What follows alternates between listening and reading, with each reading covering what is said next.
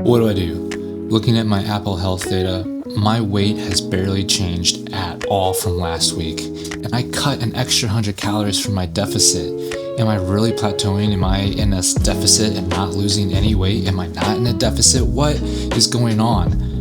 These are the thoughts going through my head. I'm thinking like, gosh, I guess I just shouldn't eat at all. I'm supposed to have a date night tonight. I guess I can't eat anything during the day so that I can make up for that. I'm not going to be able to reach my goals. I guess I should just give up on the cut. It's like a mess in here, guys. Let's slow down and talk about how this type of thinking will lead to bad results and what you can do to help yourself come out of that. Good morning, y'all. It is week 14, day 5, moderate pull day. I kind of love my pull days recently. So our exercises for today, if I can pull that up, we've got lat pull-downs, chest supported incline rows, single arm cable rows, seated incline curls, and we'll finish it off with dumbbell pullovers. The topic I want to talk about today is how not to panic when weight loss slows down or stalls. And really, this topic, like this video, is for me. I am living this right now. I'm trying to get myself out of panic mode because my weight loss has certainly slowed down. My TDEE has dropped, my metabolism, my energy expenditure has adapted to, I think, my new lower weight. And it can be, only got 6 more weeks of the cut. So if I'm not hitting my weight loss goals, then I'm not going to hit the end goal, and I'm not going to look the way I want, and then I'm going to gain the weight back, and I start spiraling into all of these terrible scenarios. So I just want to talk about maybe some reasons why that is not a healthy thing to do, which you don't really need reasons, you can tell, right? But maybe some methods that you can practice to get out of that unhealthy spiral, and maybe some ways of looking at the data that can give you a more optimistic view. And I'll get into what I mean about that a little bit later. By the way, I hope you love my bedhead hair today. Took a shower last night, and this is what happens. It gets poofy. I almost forgot that my warm-ups for this moderate pull day, since I don't go into a compound lift, I like to do just some things to get my back warmed up, like these static hangs. Oh, and it decompresses my back, which feels good. Then I do some scalp pull-ups and then a couple of regular pull-ups at the end. A little bit different than my normal 50%, 75% warm-up. But the workout is a little bit different than a normal push-pull leg day. So, hits. Ooh.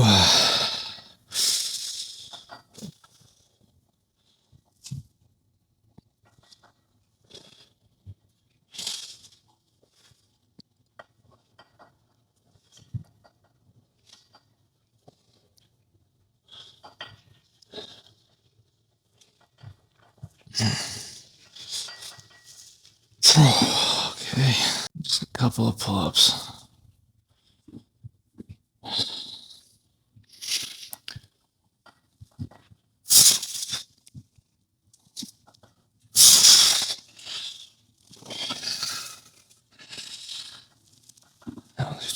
Let me show you why I'm tempted to panic this week. Look at this week. It looks amazingly consistent, right? Which is, if you're going for consistency, great, but I'm going for weight loss. Monday, 187.9. Tuesday, 187.6. Wednesday, 187.6. Thursday, 188. And then today, Friday, 186.8. So I did finally drop it. I'm over halfway through the week. I've had 4 weigh-ins that are up, and these weigh-ins are all much higher than where I want to be because, and this is where maybe I've been thinking about weekly averages a little bit wrong. I go back and I look at the average for last week, 188.1, and I think, well, I need to hit a week. What is going on up there? Oh, I think they're sawing. So I need to say I need to get a weekly average of 186.1 to get 2 pounds. And this is called static weekly averages. And it's certainly better than just looking at day to day, but it is maybe not as accurate as something called moving averages. And some of you are advanced and you maybe already know about that. A moving average would just be looking at a 7-day window for each day. So this is a weekly average. And then a moving average would be look at the next 7-day average and look at the next 7-day average, the next 7-day average. And then if you do an exponential moving average algorithm, will give you a trend line of what your actual weight loss is looking like over those moving average windows. And it gives you a more clear direction rather than just these stepped averages. Because if I look at my step average this week, I'm on track to lose barely any weight at all. And I have a date night tonight where I want to eat maybe Mexican food, or I don't want to feel like I'm starving myself. I want to enjoy myself with my wife. And the data right now is convincing me that I can't do that, because if I do that, I'm going to have extra water weight and my whole average for this week is going to look off. So let's look at maybe how we can reinterpret this data to paint a better picture. All right, second warm-up set, nothing fancy, just our hangs and scap pull-ups and regular pull-ups.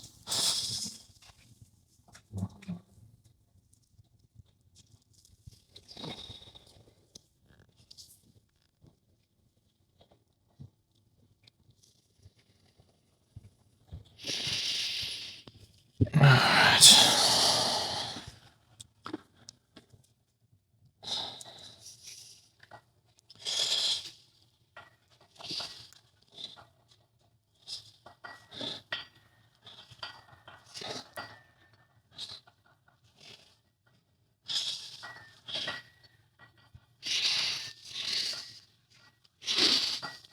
Oh. Another reason looking at the data this way can be so discouraging is because, man, I have had such good adherence this week.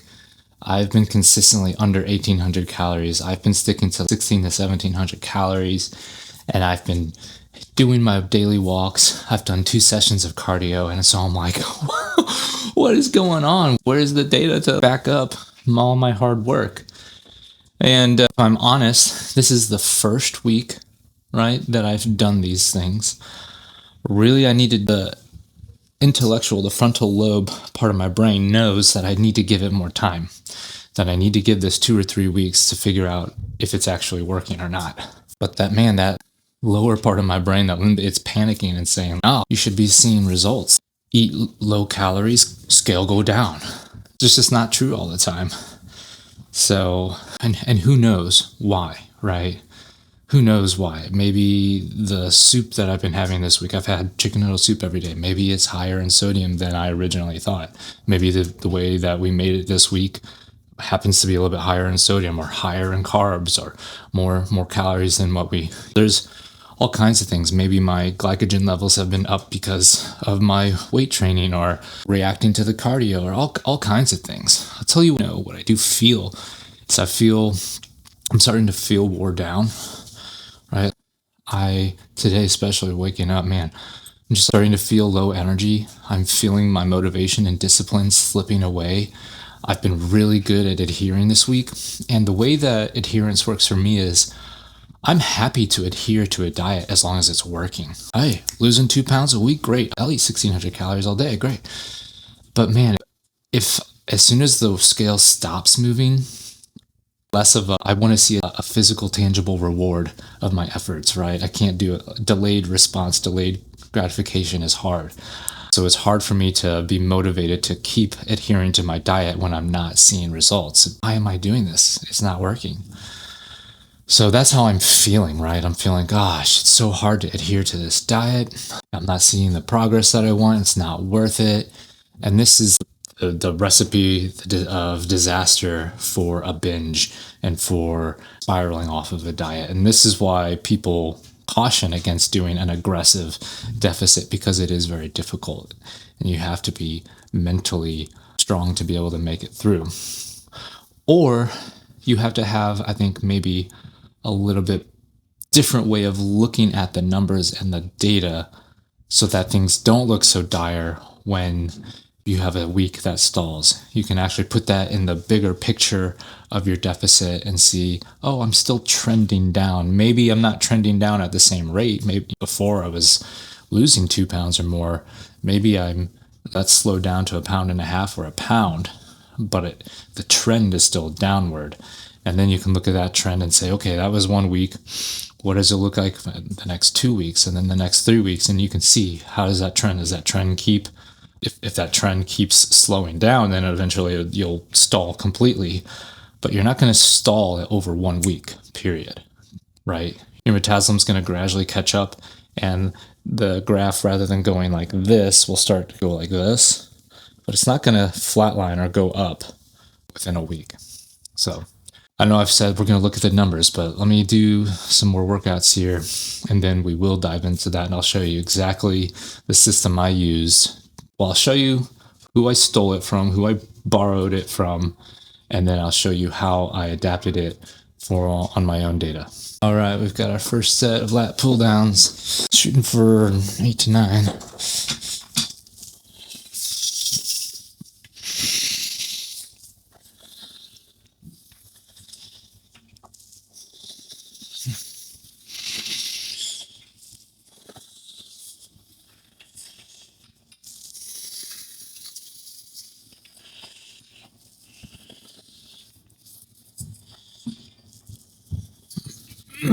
Nine. All right, so one of the things that I did this morning when I was freaking out, I was looking at the weight trend in Apple Health, and let me just show you I think I've shown you that, but it's super flat. The average for the week so far is not much less than the average last week. It's only 0.5 pound. Discouraging, right? And I'm thinking, well, if I end up eating out tonight, I'm not going to have another low weigh-in this week. My water weight's going to spike. What are some other? I know that there's this app that I've been using the other day for my TDEE, MacroFactor. What do they say about my weight? And what's really cool is that they calculate, you can see trend weight is the little dots, and then the scale weight. And so you can see the trend weight that is actually a little bit more conservative. And I think the way that they calculate it is on that, what we were talking about earlier, an exponential moving average. And so it smooths out the scale weight. You can see here the scale weight went up on Sunday over the trend, but the trend maintained level-headedness. Is like, actually, I'm not going to bump up. It went up a little bit, you can see, but it didn't take it into that much effect. And then it actually, even last week, I lost probably a bunch of water weight towards the end of the week, Wednesday, Thursday, Friday, Saturday. And again, the trend looked at that and smoothed it out over the periods in the past on a rolling average, and it smoothed it out, and it said, actually, your weight loss, your trend, your rate of weight loss has not steepened that greatly. Let's be realistic about that. And what's really interesting is that it gives you that trend it updates every day for whatever the moving window is. And so it's kind of cool to see that even though I was thinking, oh, I'm only on track to lose a 0.5 pound, it says, oh, your weight difference is actually, for this moving average week, is down almost a pound. And also, if we look at the weight change data down here, we can say the 3-day, 7-day, 14-day. Over 14 days, I'm still down 2.5 or 2 pounds. I don't know if that is over the full 14 days, if that's 2.1 pounds over 14 days, or if that's 2.1 pounds per week over 14 days. I'm not 100% sure. I have to look at that. But going down, we can see current weight, and this is the estimate after smoothing. So even though I weighed in at 187.6 today, it's saying your actual average weight, if we look at the trend and stuff like that, is probably looking at 188.5. And I think that is a more level-headed way of looking at it. And we can see my typical weight loss right now over the past 3 weeks is over a pound a week. And so this is painting a much different picture, right? And it's predicting in 30 days, I'll be down to 183 if I continue at the continue. So I think it just paints a different picture of, oh, like the scale, even though the scale hasn't gone down in real time, the moving average is still trending down. And I think that is just psychologically helps, because that scale can be a very lagging indicator of weight loss goals. Second set of lat pull downs. We got 9 on the first one. Let's shoot for that again.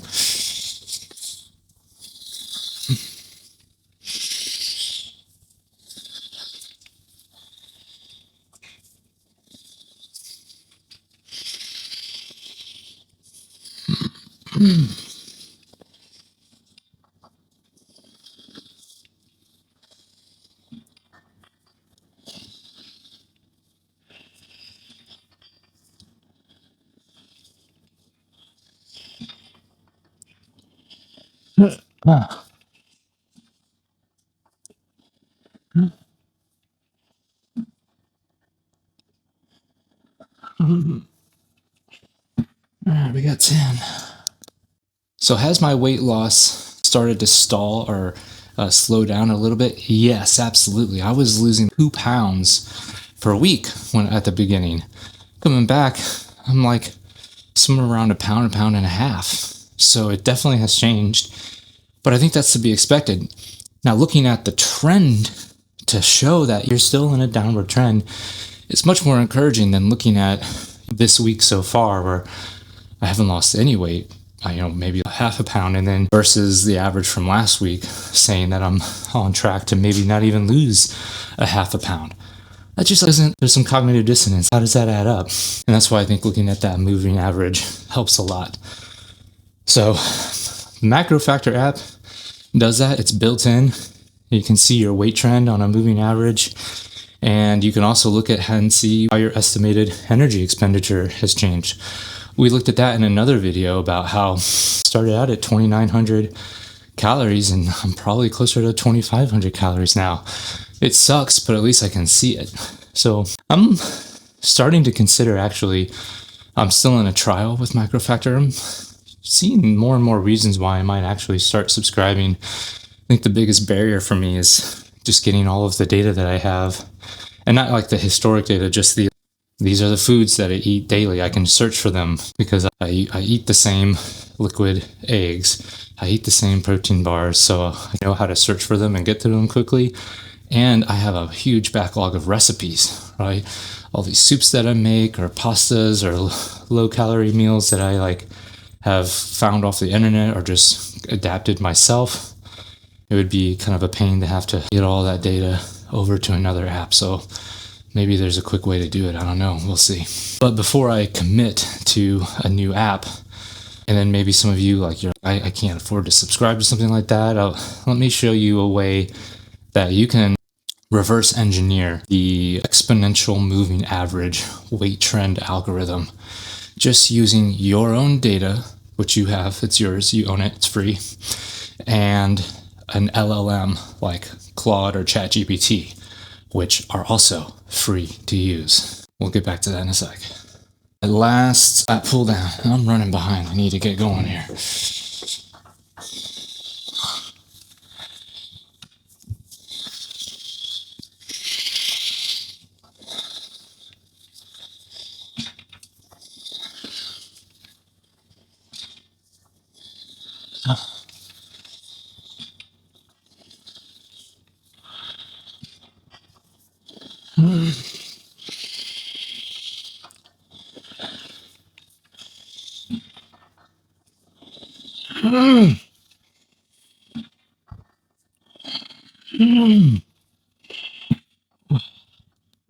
So the only prerequisite for being able to recreate this moving average trend is that you've been tracking your weight over preferably a few weeks, right?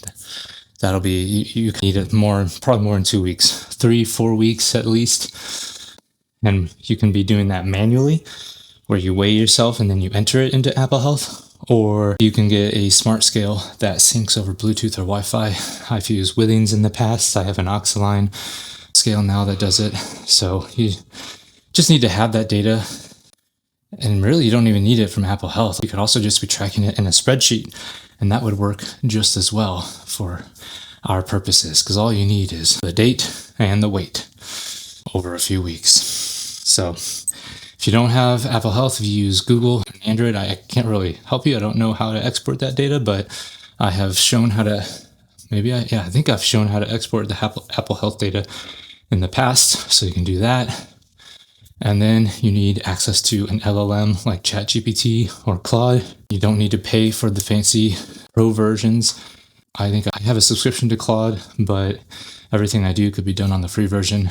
Certainly can be done on the free version of ChatGPT as well. All right, first set of these rows.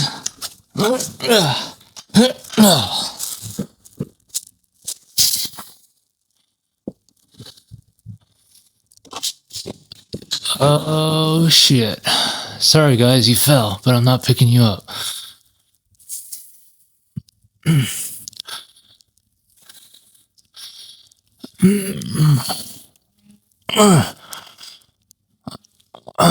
The lift must go on.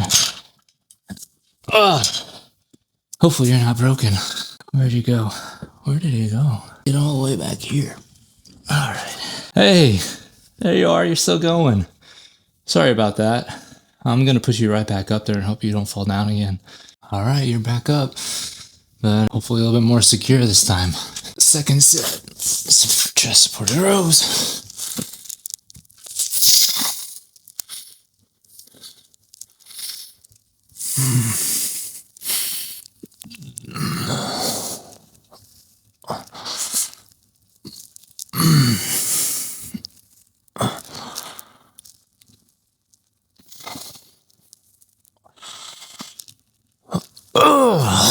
Number 10 was hard there. You stay put now. We've got one more set of these. Don't fall down. I will get you down right after this, but I want you to see my back muscles. I want you to see them.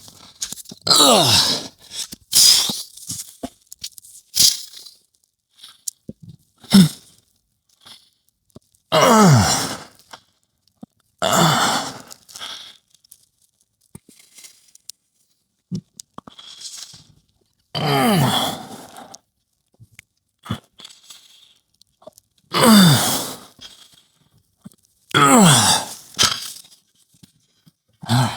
Alright, I'm gonna check on you nice and slow. Nice and slow. There you go. See, I'm gonna put you back on the normal wall now. Right on the magnet. Okay. There. That wasn't so bad, was it? You guys are like, you are a freaking weirdo. Oh, you've got your data. You've got your weight data, your spreadsheet with your date and weight, or your export from Apple Health, Android Health, whatever it is. I don't know, whatever. But you've got it. You uploaded it to your LLM, right? Now you just say, hey, I want you to calculate the exponential moving average, or you could say exponentially weighted moving average of my weight trend over the past X days. You know, X is whatever variable you want, 30 days, 90 days, 120, or just say from this date. Now, one thing I found, I said October 20th to now, and it went back to October 2024, which isn't really super helpful for me. Maybe I will look at that at some point, but if you have a bunch of data like I do, going back years and years, you might need to specify the year as well. But you could say that what I said when I was originally asking it, I said, try to emulate MacroFactor's algorithm for calculating weight trend. And it figured out that that was exponentially weighted moving average. I checked that against another LLM, said the same thing.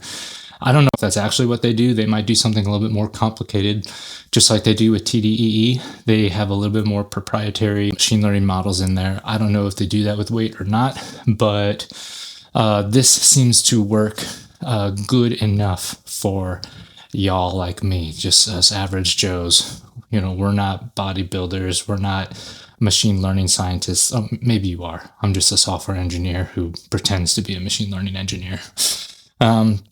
So yeah, it works good enough. So yeah, that's the prompt you give it. Say, calculate my weight trend based off of a exponentially weighted moving average for the past number of days.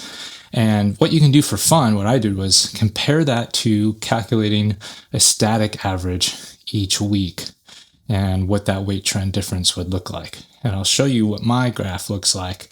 That's the cool thing about Claude, is that it'll actually create the visualization for you. I don't know if ChatGPT can quite do that yet. You might have to have the pro version, but you could also probably just have it give you a script that can do that, and you could run it in a like a notebook or something like that. If you're curious to know more about how to take maybe code snippets or whatever that ChatGPT or Claude gives you, and like how to actually like run it on your own computer, let me know. I do software. I said do. Yes, but I am a software engineer. I do this type of stuff all the time. So if you want to learn how to, you can maybe adapt some of your own custom algorithms and things that we've been doing on this channel, but you don't have like the Claude version that will do the visualizations for you. I can help show you how to do that. Just let me know. Ask in the comments. I forget where I left off just now, but I think I told you how to do the thing. I'm going to go do a lift, and then I'll come back and show you my results. That's where we are. Single arm cable rows. Let's go. Shooting for a 10 to 12, I think.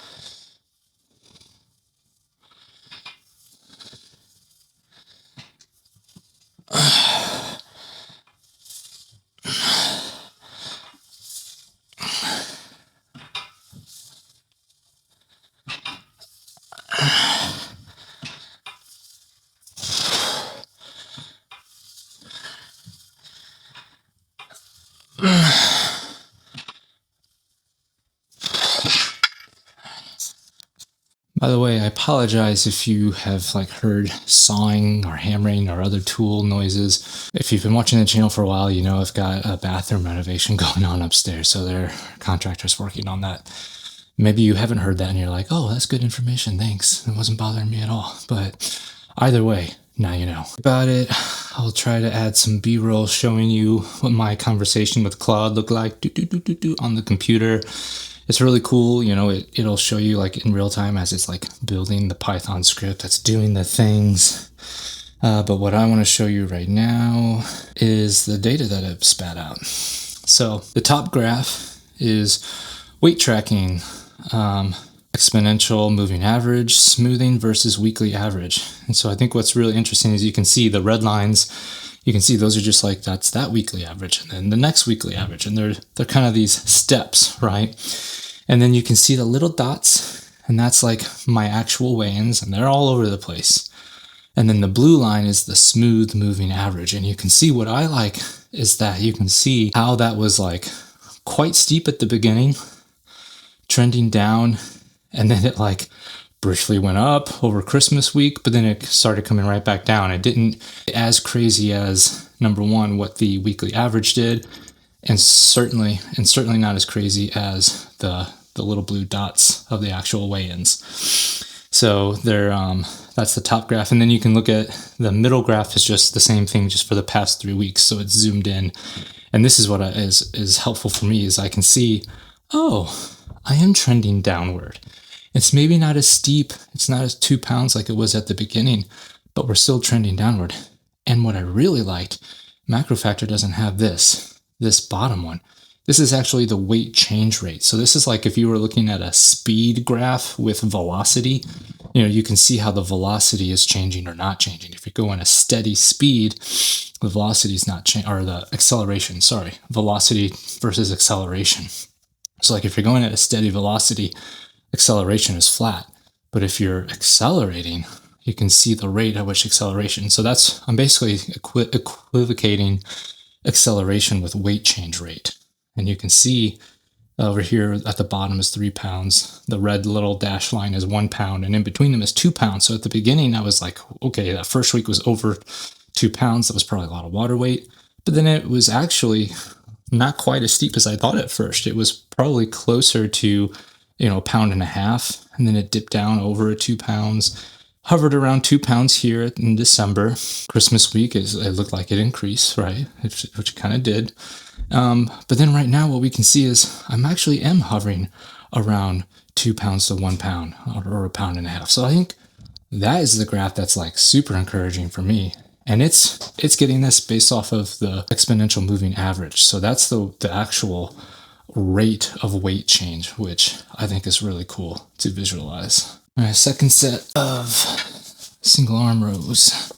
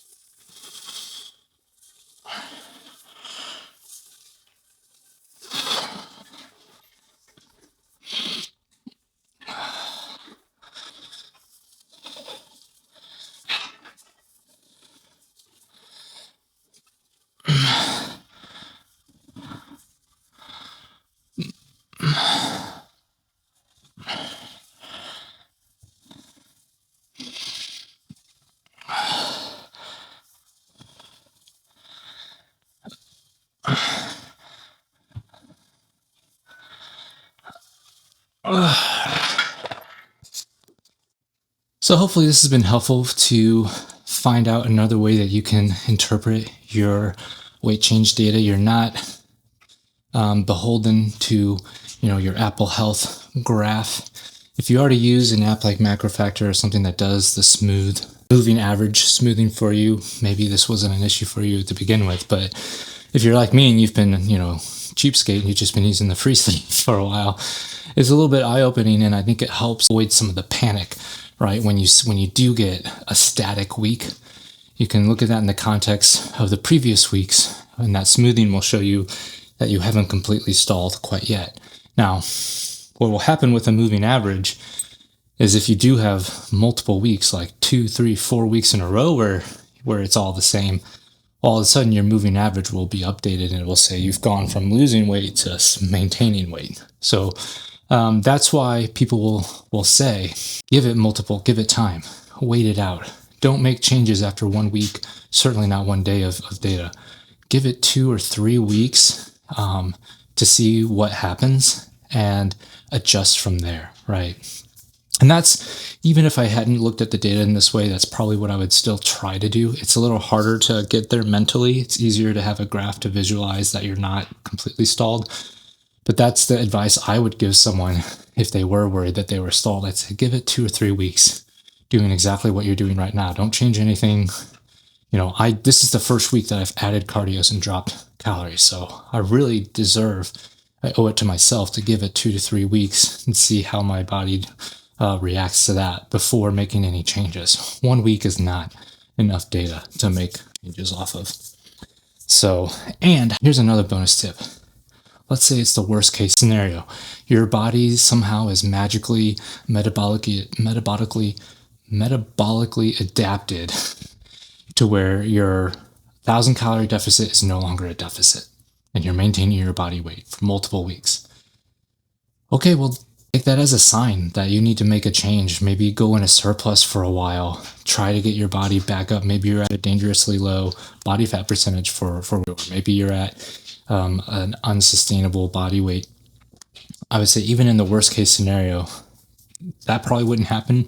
If I got to a worst case scenario for me, it'd be like, man, I'm only losing half pound a week and I'm only eating 1,600 calories. So I'd probably bump my calories back up to maintenance or maybe a slight surplus for a while and try to gain back some of that metabolic adaptation. I try to kind of reset to commonly known as a refeed, right? Or a diet break.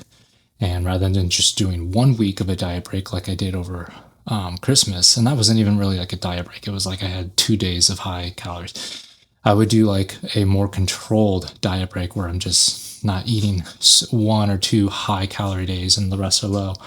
I would eat close to maintenance for a week or 2 or more, depending, to try and get my body used to that.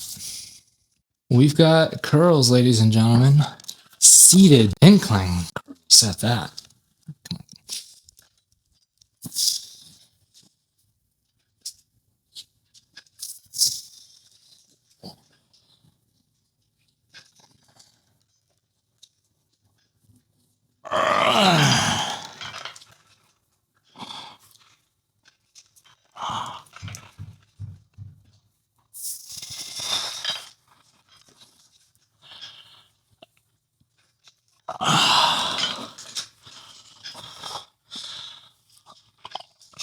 Man,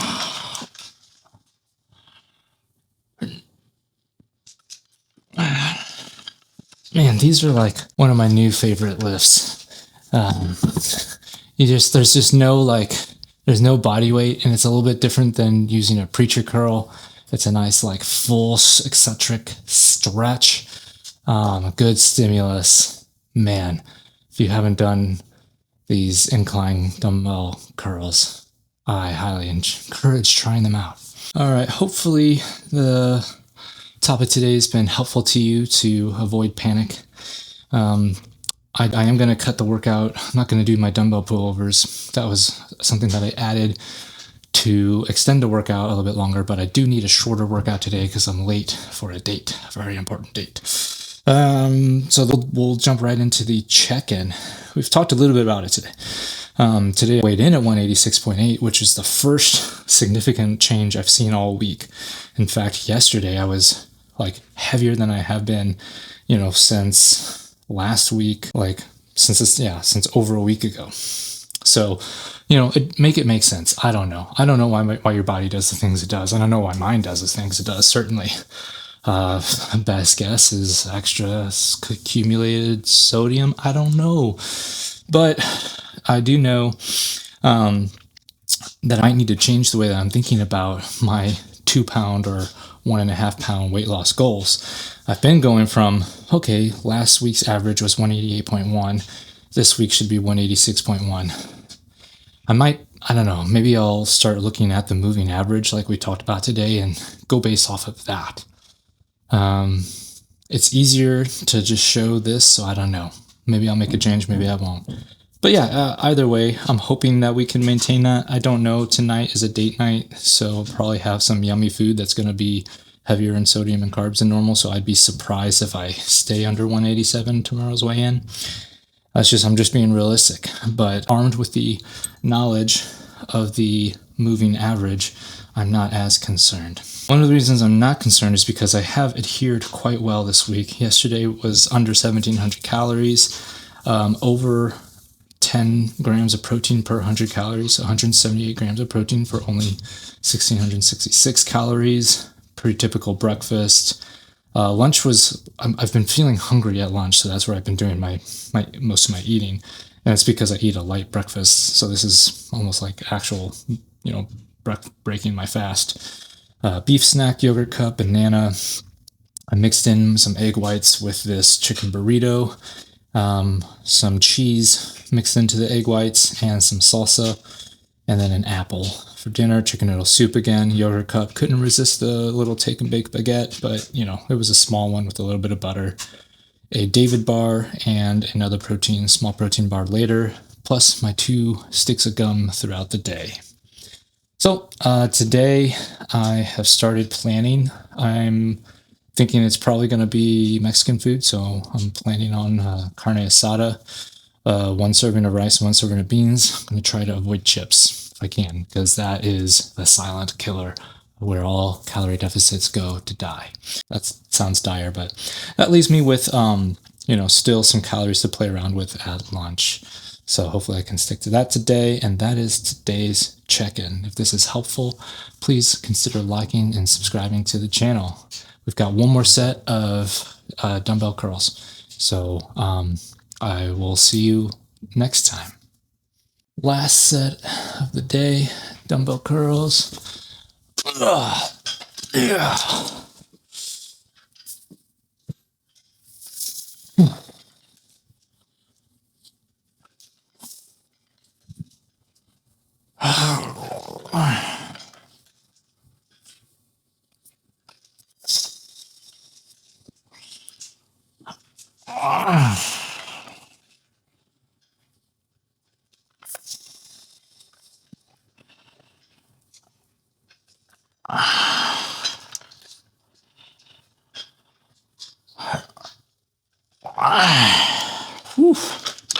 That's it. See ya.